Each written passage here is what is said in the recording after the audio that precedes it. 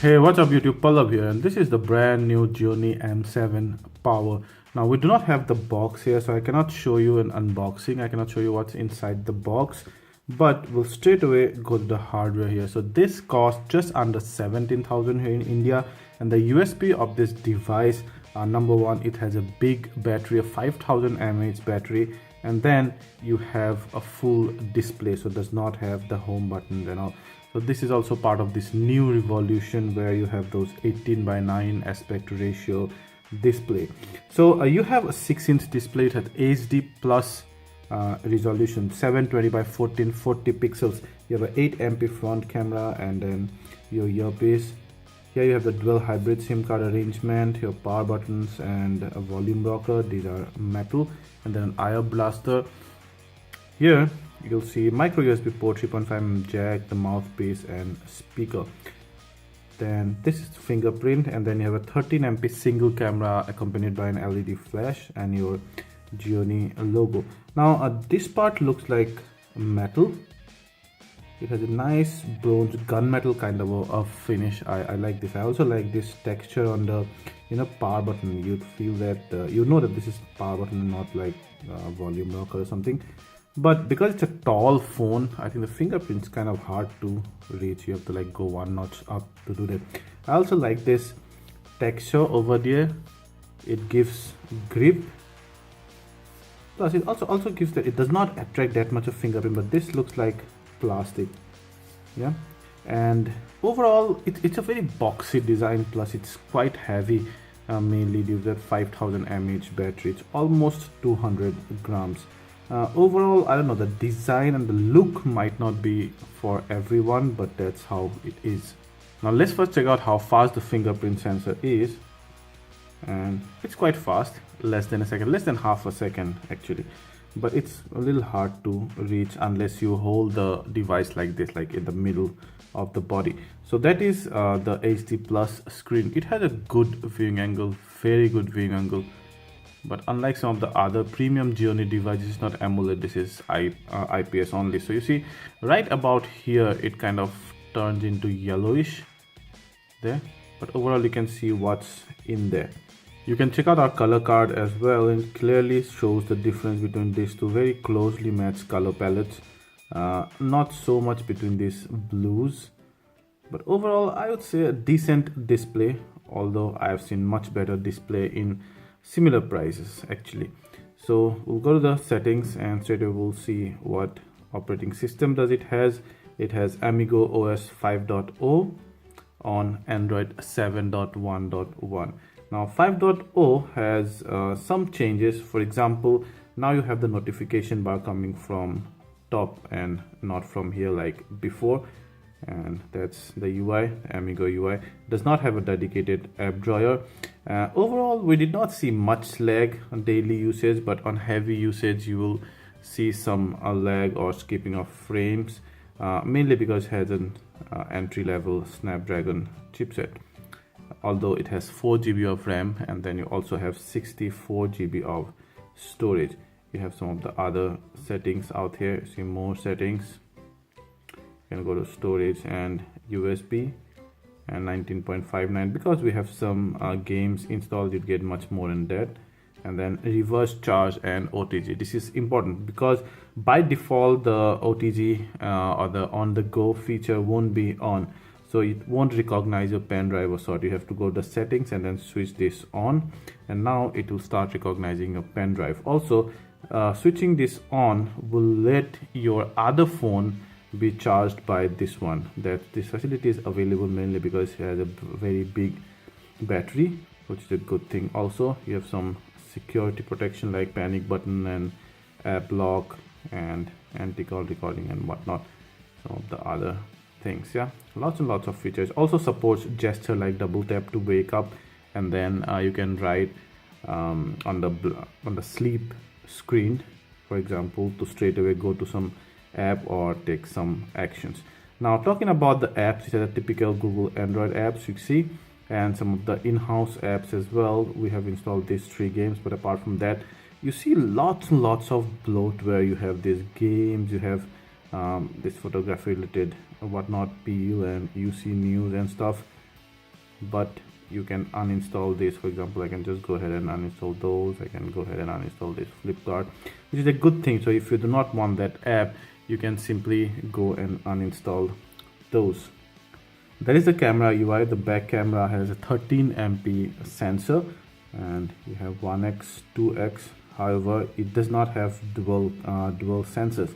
So this 2x is only a digital zoom. This is not an optical zoom. So you will experience a great deal of loss in quality if you use that zoom. So that's photo. You have some of the shooting modes like video and panorama.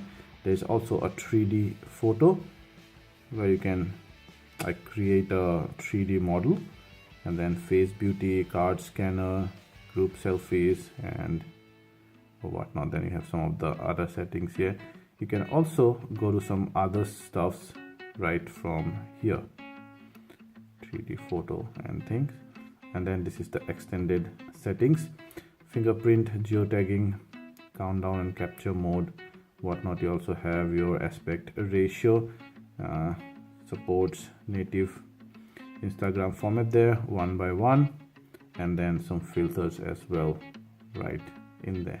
Yeah, this is the front camera. It's an 8 MP front camera, which looks decent by the way, but not very detailed, mind you.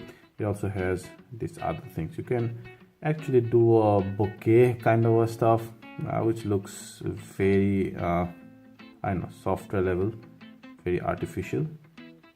Now see, my hand is almost at the same plane as my face, but it kind of blurs my hand, so it's not perfect. And then you have again some other shooting modes. Note that although it shows all the shooting modes, selecting some of these might switch to the rear camera. For example, professional, and automatically switches to the rear camera because the front camera does not support that. Yeah, so we tested the image and video quality on this one, and the images and videos under enough light are good, but when you zoom in you see some amount of loss of detail. So although it's bright enough, it's detailed, but it's not like that, you know, print quality, but that is expected. However, under low light you see lots of noise. This is an I would say a mid-range camera, so you cannot expect great low light performance from this. And via selfie also, the front camera also clicks selfie, which are just above average. I would not say it's one of the better ones out in the market. I've seen better selfie cameras at price lower than this.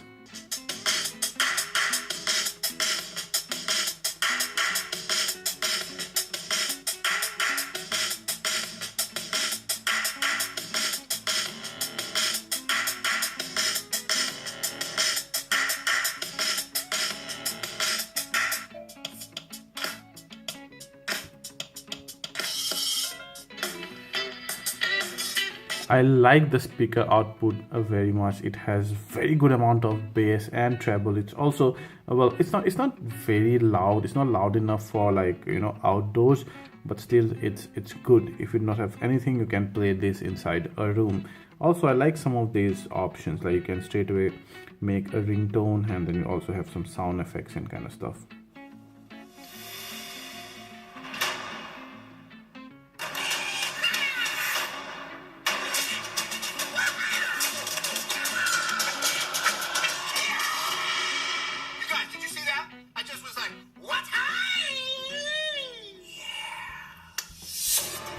Even the movie mode is very good. The vocals are natural, they are not digitally enhanced. I also like the surround sound. Overall, very good audio quality. Now, the Snapdragon 435 chipset is not the best one in the market. It's an entry-level, latest but entry-level chipset, and you can see that in the scores. We did some benchmark testing. That's the Antutu score, a lowly 45,500, and then our Geekbench score 676, 2593. In each case, you see that scores below average, below the midpoint. And then our 3D Mark scores 315, where Macs are like, even for phones, 3717. And then in PC Mark 3735, and this is 7200. So consistently below average performance in our benchmark. But where it excels is in the battery score. So 4005. If this does not make much sense, then we'll show you how much time. But let's actually show this. So 12 hours and 10 minutes of battery life, and that's mainly thanks to that low resolution screen. But I wouldn't say low resolution. It's low resolution by today's standard, HD plus resolution, a 6-inch screen, but that actually helps increasing the battery life. So if you do not mind that, then your 5000 mAh battery will give you over 2 days of moderate usage, I would say. This actually gave me almost 2 days. Like, I had to recharge it at the end of the second day, which is great. And then you see it has a steady decline of battery life. At no point in time it suddenly did not, at no point of time did it suddenly decline. So that also kind of says a uniform decline, a good battery quality. We played some games like the Modern Combat 5, Iron Blade and No Limits, and this device could play them perfectly without any sort of lag. So guys, there was a full review of the brand new Gionee M7 Power. As I told you before, it's USB-R, the 5000 mAh battery, which actually gives very good battery life, over 12 hours and 10 minutes of battery life. So that's definitely a strong point. Also has a very good display, although not the crispest and the most high resolution, but it's good for multimedia and all. And the sound output is very good. Apart from that, I don't see the look. I don't like the look. The look is not very modern, I would say. That does not take away the fact that it's looks sturdy but not very stylish, I would say. And the camera performance is only about average. So yeah, that's about our verdict of the brand new Gionee M7 Power. If you like this video, please hit the like button, ask anything related to this, and we'll try to answer them all. And please subscribe to our channel and share this video to share the love. Thank you.